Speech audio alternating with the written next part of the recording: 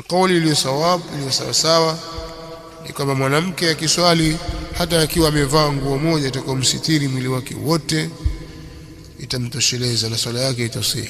Bora asitiri mwili wote. Sehemu iliyoruhusiwa kuifunua ni uso tu na viganja viwili vya mikono. Kwa maana kwa mwanamke akiswali, wakati wa kuswali labda ananyanyua mikono yake ikadhihiri, sehemu kama hizi zinadhihiri katika mikono yake, pale ni aura na swala yake itabatilika asipofunika. Au wakati wa kusujudu, amesujudu nyayo au miguu iko wazi, swala yake imebatilika. Na wanawake wengi hawajali, hasa wale wasiojali sutra, wasiojali sitara. Tavaa kanga zake, tajichongazunga, akisujudu miguu iko wazi. Ule ni ujinga. Mwanamke atakiwa astiri mwili wake wote.